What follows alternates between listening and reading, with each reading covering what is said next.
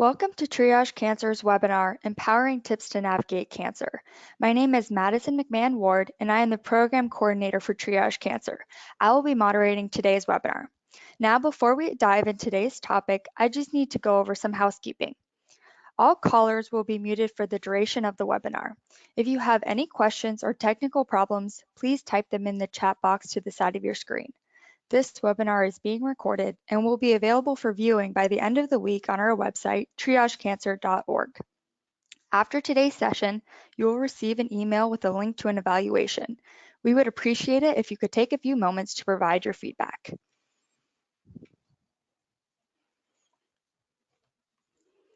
We are very grateful to Novartis Pharmaceuticals for sponsoring the 2019 Triage Cancer webinar series. As part of the accreditation process for healthcare professionals, we have to read the following disclaimers and disclosures to you. This presentation is intended to provide general information on the topics presented. It is provided with the understanding that the author is not engaged in rendering any legal, medical, or professional services. The planners and presenters for this program have not disclosed any pertinent financial relationships or conflicts of interest. While this educational program has received commercial support from the previously listed sponsors, the content of the program has no relation to the commercial interests of the organization's products or services. I am pleased to let you know that Triage Cancer is an accredited provider of continuing nursing education by the American Nurses Credentialing Centers Commission on Accreditation.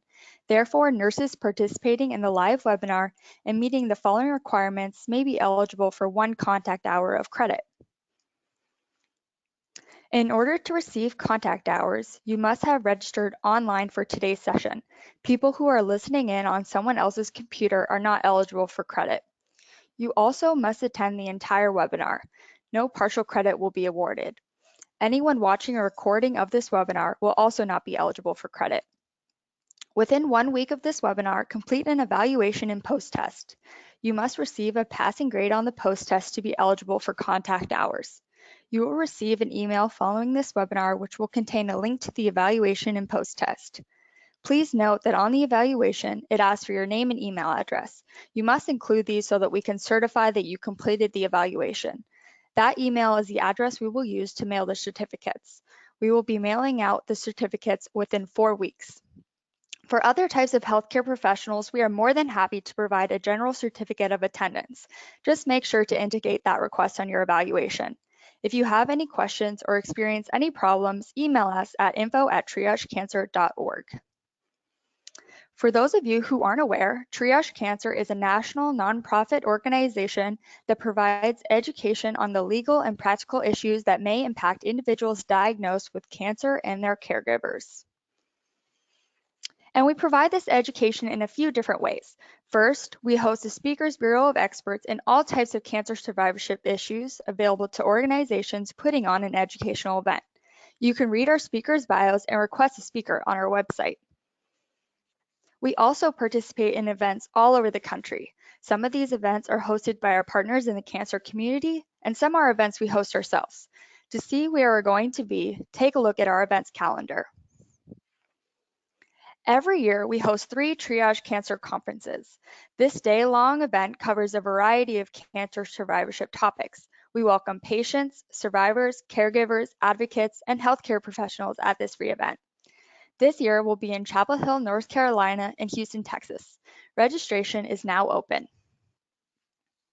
As you know, we host a monthly webinar series open to anyone in the cancer community. The next one is on August 8th, covering genetics and genomics. Recordings of past webinars are also available on our website.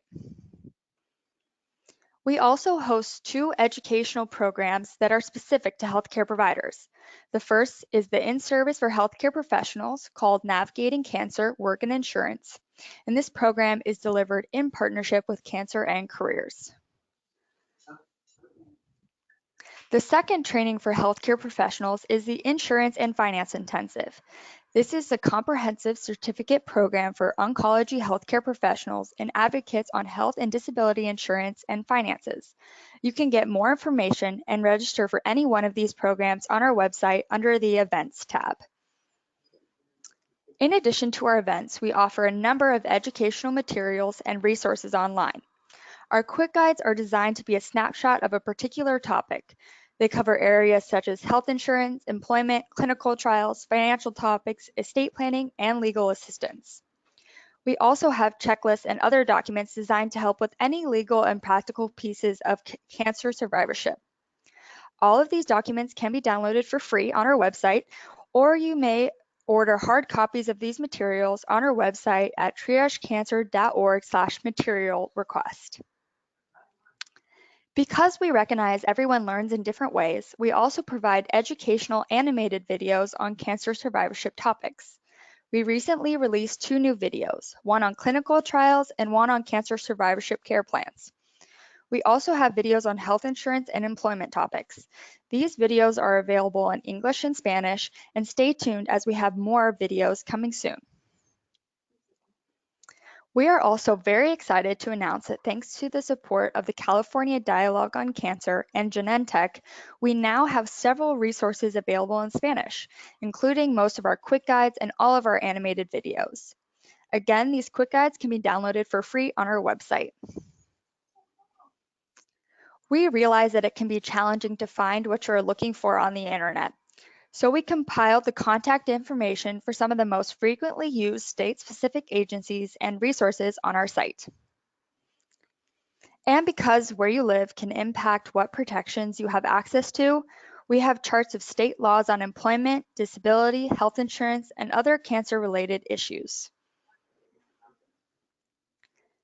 Cancerfinances.org is a site that we host in partnership with the SAM Fund that provides practical information on topics that can impact your finances. This website is designed to guide users to the information that is most relevant to their situation. We currently have modules on health insurance, disability insurance, education rights, estate planning, life insurance, and financial assistance resources. More topics will be added soon.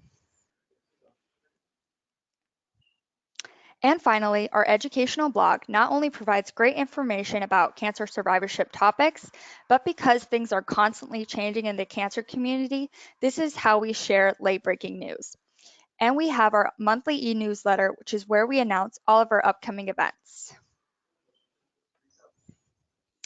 And with no further ado, let me introduce today's speaker, Laura Reilly. Laura has spent her entire career in oncology, starting out as an oncology nurse at Memorial Sloan Kettering Cancer Center. There she was involved in opening the Pediatric Day Hospital and conducting multiple clinical trials.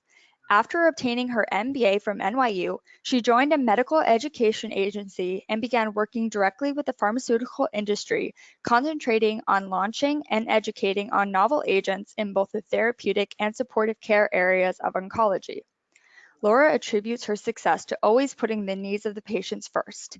Care for the person and improve care, then everything else will fall into place. Remember, if you have any questions, type them in the question box to the side of your screen, and Laura will answer them towards the end of the presentation. So with that, I'd like to turn it over to Laura. Thank you, Madison. Let me see if I can move on to the first slide. Give me 1 second to do that, and there we go. Okay. Thanks, Madison, for the introduction, and thank you, everyone, for being here. I'm excited to talk to you today about some empowering tips to navigate cancer.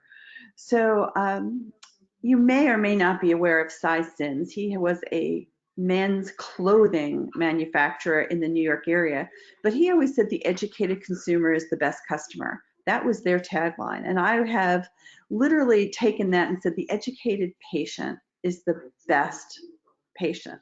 Patients who actually understand what's going on can ask the best questions for their lives because everything isn't the same.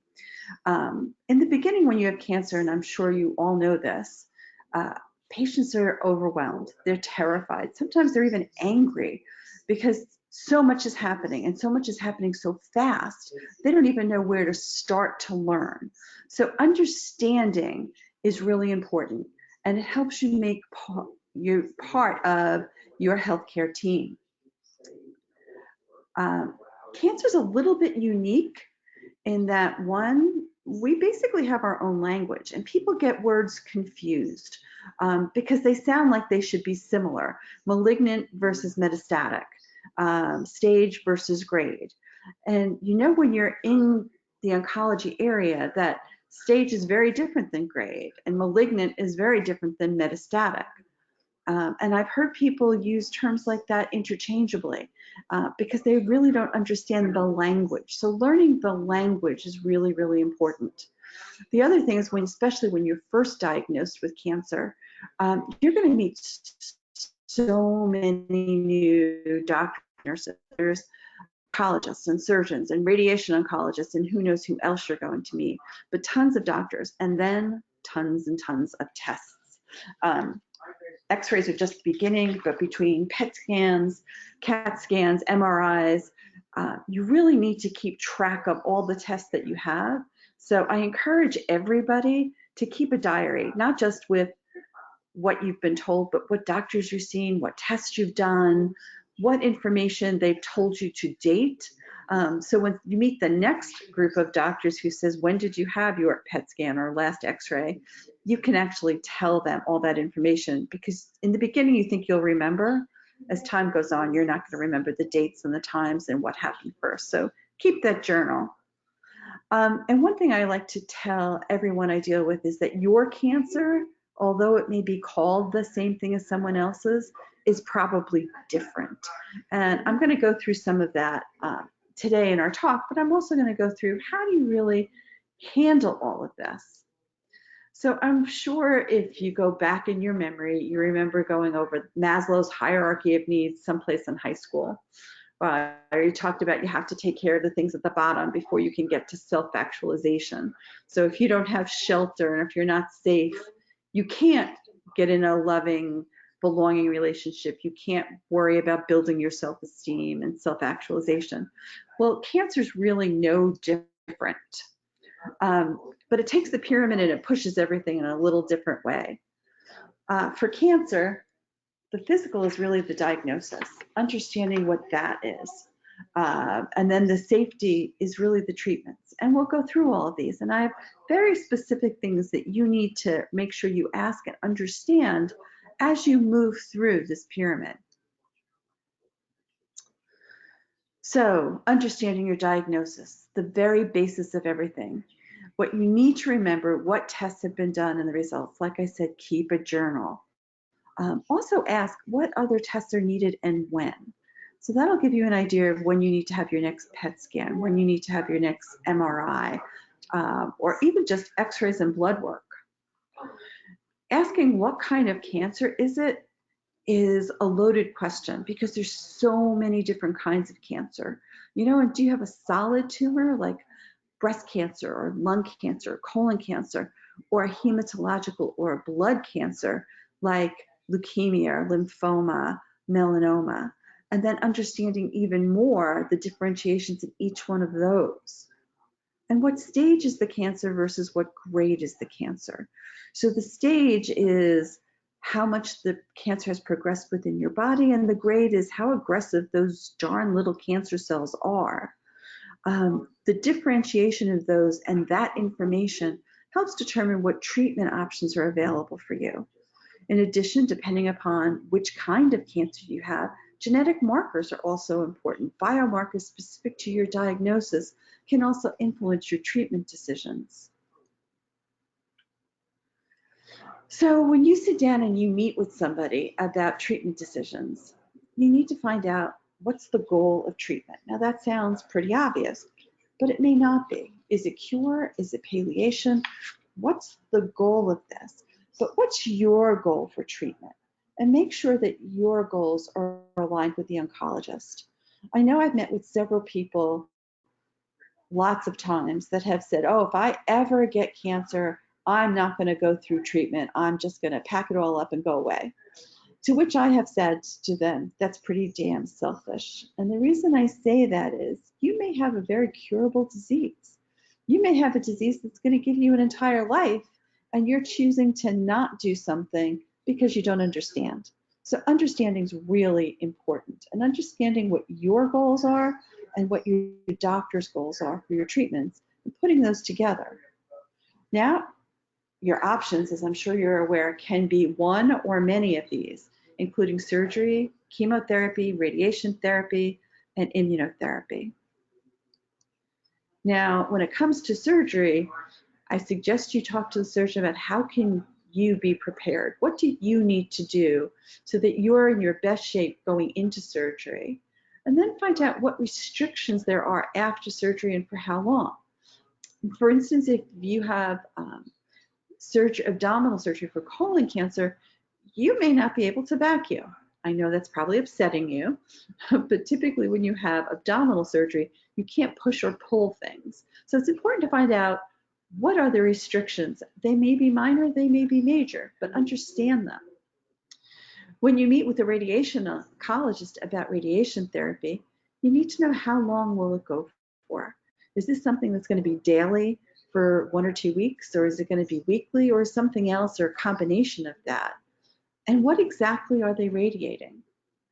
And you also need to understand what side effects should you be aware of, and what should you do if they occur. You may need to make sure that you have ointments available to you even before you start. And then when you're talking to the doctors about chemotherapies, there's lots of different chemotherapy regimens. And chemotherapy regimens usually are not one drug. There's usually multiple drugs in there. So which one is recommended for you given your specifics?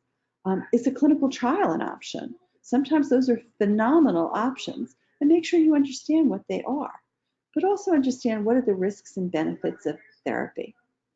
And how will the chemotherapy be given? Is it oral or is it intravenous? I know a lot of people think if they get oral drugs, something, the pills that they have to take, that it's not as strong as the IV medications. And I will tell you that is a fallacy. Our new oral agents are just as strong as our IVs and sometimes even stronger. So it depends on what you need as to what they'll give you. You also need to understand how long you're going to be on this particular regimen and how they're going to know if it's working. And what side effects should you be aware of? What are common with this regimen? And will the side effects go away when the treatment is complete or they stick around? And then what can you do to minimize these side effects? Because those are important to do. Sometimes it's about it's eating and staying hydrated. So know those things. If immunotherapy is an option for you, finding out which one. We don't have one, we have multiples available now and more coming every year. Again, how long will you be on this and what does that treatment time look like? What side effects are common? And how frequently should you tell the doctor when these side effects occur? And then how can you minimize them? Because with some immunotherapies, you can have very, very mild side effects in the beginning, and you actually need to let the doctors know and the nurses that you're having side effects because you don't want the side effects to progress. But that's pretty true of every therapy. And then there's hormone or endocrine therapy. And this is pretty common for breast and prostate and a few other diseases where they use hormones or anti-hormones. And how long will they be given? And that's a big question because for something like breast cancer, it can be up to 15 years. So understand how long you're going to be on this. And then again, what side effects are common and what can you do to minimize them? So those are your treatment questions and ideas. But as you move through cancer, you also need to, as I say, build your tribe. Who are the people who are going to need to know about your diagnosis, about what you're going through? And so the way I have built this is the bigger the circle, the more information they need to know. So your spouse or significant other obviously needs the most information with you. And each group that's underneath that gets less and less. So typically what I tell my patients to do is develop your cancer story for each group. Basically, people are always going to say, so I hear you have cancer. So what are you going to say? What's your response? It can be everything from, yes, I do. I have breast cancer. Pray for me. Or, yes, and I'm doing really well. Thank you. But you have to decide what's your cancer story. If you build your cancer story, other people will take it because if you don't, they're going to start filling in the blanks. So come up with your cancer story for those chance encounters with people who are not part of your circles. But people are going to constantly ask what they can do to help. Well, let them. You're going to need a lot of help. Have you ever helped somebody with something that they've gone through? Doesn't that make you feel good? Well, when you let other people help you, it makes them feel good too, and they feel like they're doing something for you. And your significant other can't be the person who has to do it all. You have to protect them too. So having friends, family, church organizations who want to help you, let them in, let them do that. And there's lots of different places where they can. You may need things about food, transportation, household duties, and connection. I'm going to talk to you a little bit more about these because there's things you can do that are very simple. For example, food. Everybody has to eat. Well, mealtrain.com is an excellent source for coordinating your family's meals. You can add your likes and your dislikes. You can say you only want meals Monday through Friday, or you can say every day. You can tell them that it's just for you and a spouse, or for you and 5 children. And your friends, family, neighbors can sign up for a day or as much time as they want to fill in when they can provide your meal train. So that's an excellent and easy way to make sure everybody in your family is fed. Now, when it comes to transportation, there's a couple of issues here. Not only is it that clinic visits are frequent, especially with treatments involved, but chances are that your significant other probably can't go to every one. So it's always good to have somebody with you. So somebody else who's willing to not only drive, but stay with you for the duration of a treatment. But there's transportation needed too if you have a family. Children typically need to get to practices and recitals and everything else. So allow friends to take the kids to those things, set up that. But don't forget to ask some friend to take pictures of your kids when they're at practice or a game or at a recital or just even in dance class. This way you can feel a part of what they've gone through as well. And then there's the favorite household needs. Laundry still needs to get done, the house still needs to get vacuumed, the groceries still need to be shopped for. You'd be surprised how most people are willing to do something for you. If you ask, they will do it. And if you don't want somebody always doing your laundry, maybe you can rotate a group of friends. If you belong to a club and say, I could use a little help, people are usually very willing to aid in those things because it's something they understand and they can do. So let them in. Now, the other thing too is to make sure that you stay in touch with your world. Maybe have friends come over and tell you what's new.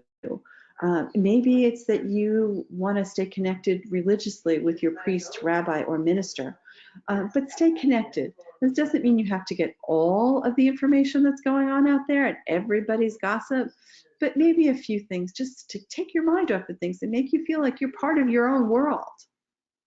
But one of the things I recommend highly is finding a funny buddy. And you're probably thinking that's a little crazy. But there is tons of information out there that laughter is the best medicine. And there's clinical studies that have demonstrated that laughing strengthens your immune system. It boosts mood and decreases depression, and it decreases pain. So the more you laugh, the better off you are. So don't be afraid to be silly. Tara Garrity is someone who I know, and she has a fake it till you make it, she's always saying. And she has a website where she talks about making cancer fun. Her daughter was diagnosed with neuroblastoma when she was 3.5, and Tara attacked it to be funny. So she blew up pictures of her daughter's cancer and they shot marshmallows at it. I have another friend who had a party when she was diagnosed to let everybody know, and she blew up pictures of her tumor and she had everybody stomp all over them and rip them up, and it made her feel better. So think about having a funny buddy, somebody who's going to make you laugh, keep you smiling. Even if you just smile at somebody smiling, it sends off endorphins, and those are all good for you.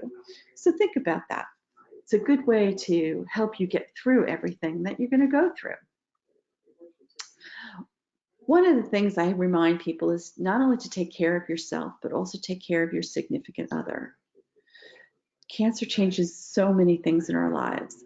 But the one thing that's really real is fatigue. Um, you're going to need to learn how to handle it and how to deal with it. Rest often when you have fatigue. It's not like you can power through it. It doesn't make it better. Um, Everybody has a different time when their fatigue is less, whether that's first thing in the morning, whether that's mid-afternoon or early evening, but plan the important things around that time when you have the most energy. And it sounds silly, but things like walking and light exercises usually help fatigue. But talk to your nurses about that. They can help you fight fatigue. And avoid naysayers. Everybody has a horror story. Everybody will tell you, my Aunt Millie had the same cancer you have, and she went through hell. When people start there, find what your sentence is going to be to shut them down. Thank you for your thoughts and prayers, but I've decided to stay positive about this. Don't listen to the horror stories. They're out there. They're all over the internet. Everybody has them. What you need to do is to be as positive as you can. You need to be a survivor from day one. Some days are going to be harder than others, but remember that you're getting through this. That's your goal. And don't let other people bring you down. So what I typically tell people is that because you've had cancer doesn't mean you can't dream again and become fulfilled. Your strengths may have changed from cancer. I knew a woman who was a marathon runner who wound up with leiomyosarcoma in her leg, which meant that they had to remove most of her muscles in the leg. So she was no longer going to be a marathoner. Well, she's learned how to do other things, as she says, in marathon form. You can't go back to the non-cancer person, but who is the new cancer person? Who's the new cancer survivor? Learn to embrace the new you with a positive mindset. And I love this quote from Lance Armstrong. We have two options, medically and emotionally, give up or fight like hell. I typically tell people fight like hell because you'll feel better for fighting. Now, there's a couple of other things you need to think about as you're talking about getting through your cancer. One, obviously, if you're still working, is finding out what options are available to you. Some employers will allow you to continue working and use personal time for appointments and treatment visits, but you may not be up to it. You may need more time than that. And some employers actually allow your colleagues to donate time to you so that you're staying full time as long as possible. And when it comes to insurance, come here to Triage Cancer. They can help you. Find out what will your insurance cover. Will they cover oral therapy as well as IV therapy? Different insurance policies do different things, but Triage Cancer is an absolute amazing site to help you with finances and insurance. So I suggest you take full advantage of using that. And people seem to think that when you're done with treatments, that you're done with your cancer, but there's a very, very long end to cancer because just because the treatments are done, you're not done. You need follow-ups. You're going to have that 6-month follow-up. You're going to have that year follow-up, and so on and so on. And some of these follow-ups can be the scariest times. I recently was doing a talk at a women's group that I belong to. And when I was done, this woman came running up to me and threw her arms around me and said, I wish I had you beforehand, because she said she fought like hell through her breast cancer. She was determined she was going to get through it, and she did. She went to her 6-month follow-up alone, without her spouse, without any friends, went through a full day of test, and then realized that like in an hour she was going to have her appointment with her oncologist. And she went into the ladies' room and sat on the floor and bawled like a baby. She had no idea that it was going to be this scary to go through all those tests again. So remember, when you're going to any of your follow-ups, don't go alone. Take somebody with you. They can be scary because you don't know, and the unknown is what's really scary. But when you're done with all this, whether you realize it or not, you're going to be a resource for others. Take that seriously. So what I say is you have your own public service announcement, your own PSA. And I tell people to look at it as protect, share, and activate. Even while you're going through cancer, protect your health. Learn proper hand washing techniques. And you're probably going, I know how to wash my hands. Well, when I was doing clinical studies, I had a gentleman who was the editor of a major New York newspaper who was like, Laura, I'm in my 60s. My mother taught me how to wash my hands when I was 3. I know how to do this. And I said, that's fine. I still make every patient on my clinical trials wash their hands in front of me to see. And I said, maybe you'll be the one who breaks my record. And he washed his hands in front of me. And I turned and I said, thank you. You kept my record at 100% failure because everybody doesn't wash their hands properly. They forget a thumb. They don't wash between their fingers. I encourage you to look at good hand washing videos on YouTube, but learn to wash your whole hands because that's the best way to protect yourself. Also to remember, avoid people with illnesses. If somebody's coughing, sneezing, measles, mumps, any of those, avoid them. Protect yourself. If it's flu season, maybe it's not the time to go to church or the synagogue, but be very selfish about your own health and share information with people. Do family members need to be aware of any potential hereditary markers that you may have had? If you're a woman and your cancer was BRCA positive, make sure that your sisters, your nieces, your daughters know that you had a BRCA positive disease. And there's lots of other things other than BRCA to be aware of. But more importantly, to encourage those you love to get tested to stay healthy. Encourage them to have their mammograms, their colonoscopies, their prostate exams, their annual physicals. Encourage them to stay healthy. But you actually need to also activate yourself to make a difference. You're the person who can help with fundraisers, who can help with advocacy. People like to talk to people who are in similar situations, who have gone through something that they're looking at. And volunteering, and it doesn't have to be for cancer, it can be for anything. But activate yourself, become self-actualized. It doesn't really matter who you are, where you come from, what you do. The ability to triumph will always begin with you, always. Maybe Oprah said that, but that's so true. But remember, you're going to have days that are good and bad, and allow yourself to scream and cry, but just remember to not give up. Remember to do all that you can do to make you the healthiest, happiest you that you can do. I've gone through a lot of questions with you today, and if you're interested, I have written a little guide, a cancer question guide for questions to ask on each one of the different therapy topics. So if you'd like a copy, please feel free to email me at laura@anuhealthcare.org. That's anuhealthcare.org, and I'll send you a free copy of that. But thank you for your attention today, and if you have any questions, I'd be very happy to answer. Madison?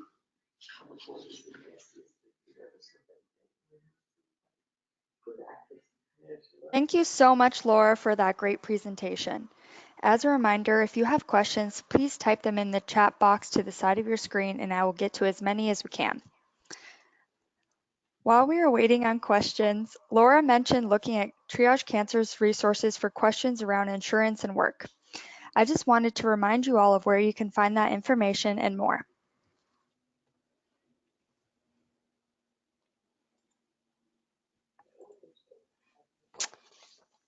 So Laura, we have our first question.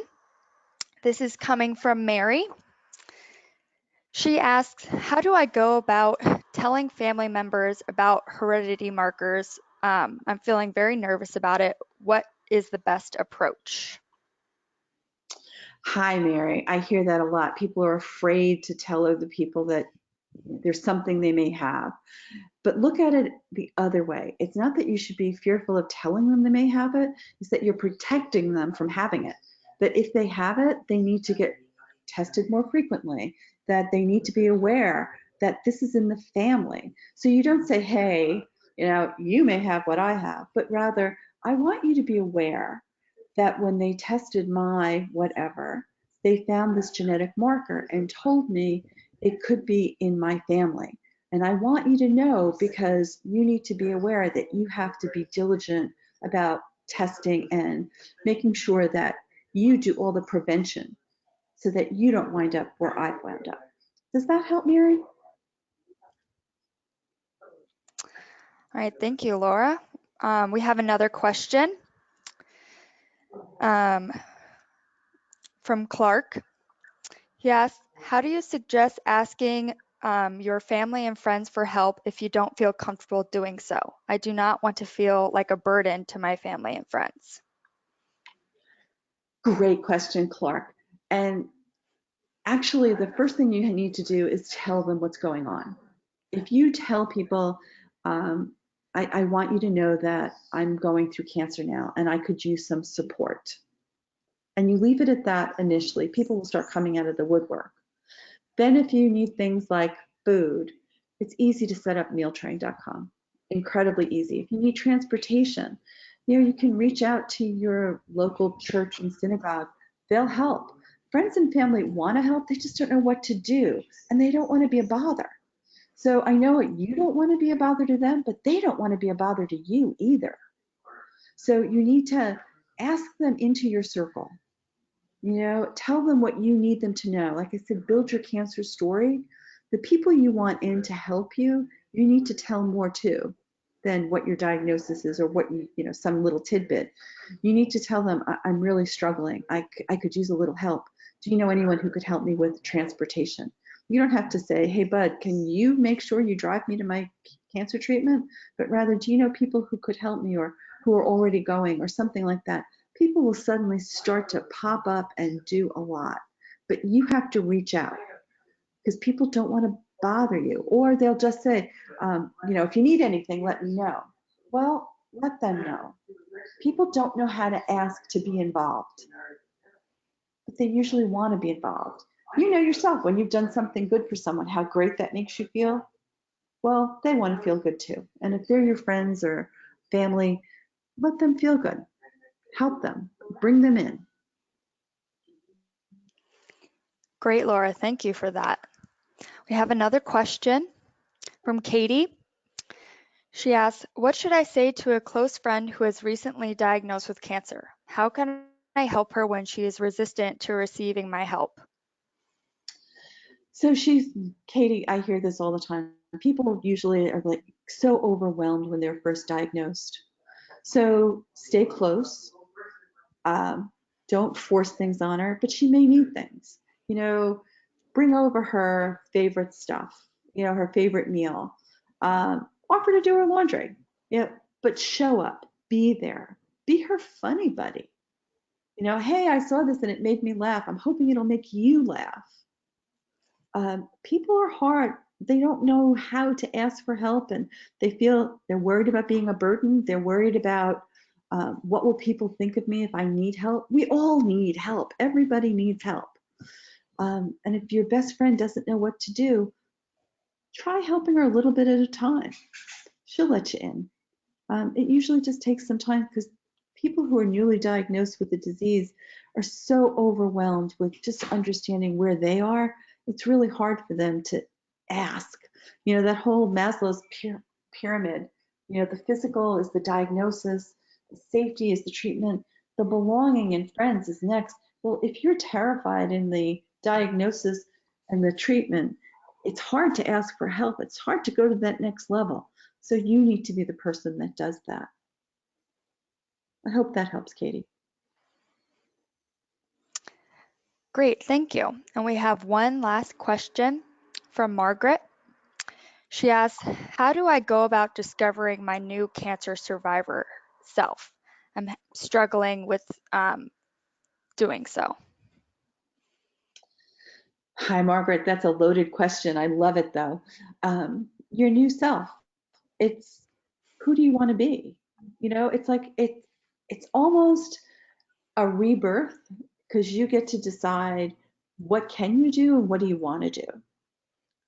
Um, you look at the world differently once you've had cancer. But that doesn't mean that you look at the world in a negative aspect. It's just you may not have the same stamina you had before. You may not be able to do all the things you used to do, but what can you do? Find your can list. I can, and make a list. And what are the things that you want to do that are on your can list? That's really important in finding the new survivor you.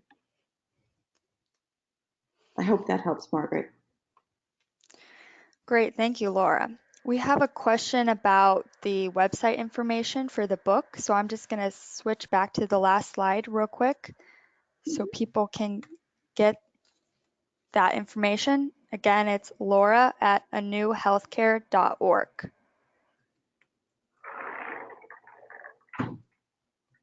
Yeah, it's a quick PDF, but it gives you all the questions, not all the questions, but most of the questions you really need to ask.